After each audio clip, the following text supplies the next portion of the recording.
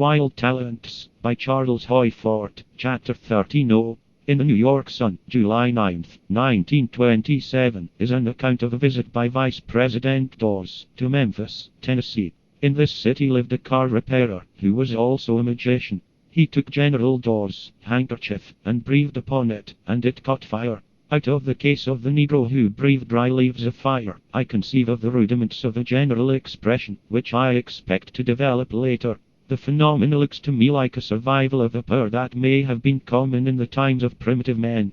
Breathing dry leaves of fire would, once upon a time, be a miracle of the highest value.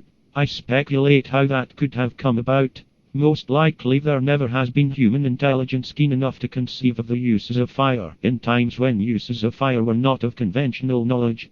But if we can think of our existence as a whole, perhaps only one of countless existences in the cosmos, as a developing organism, we can think of a fire-inducing power appearing automatically in some human beings, at a time of its need in the development of human phenomena. So fire geniuses appeared.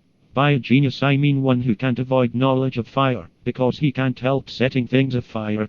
I think of these fire agents as the most valuable members of a savage community in primitive times, most likely beginning humbly, regarded as freaks, most likely persecuted at first, but becoming established, and then so overcharging for their services that it was learned how, by rubbing sticks, to do without them. So then their fall from importance, and the dwindling of them into their present, rare occurrence, but the preservation of them, as occasionals, by nature, as an insurance, because there's no knowing when we'll all go back to savagery again, degrading down to an ignorance of even how to start fires. So then a revival of the fire agents, and civilization starting up again, only again to be overthrown by wars and grafts, doctors, lawyers, and other racketeers, corrupt judges and cowardly juries, starting down again, perhaps this time not stopping short of worms. Occasionally I contribute to the not very progressive science of biology, and, as I explain atavistic persons in societies, I now make suggestions as to vestigial organs and structures in human bodies. That a vestigial may not be merely a relic, but may be insurance. That a vestigial tale of the human being is no mere functionless retention, but is a provision against times when back to the furry state we may go, and need means for wagging our emotions.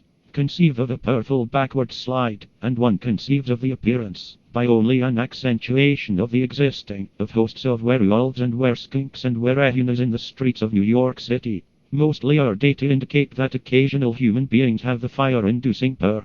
But it looks as if it were not merely that, in the presence of the negress, Lily White, fires started.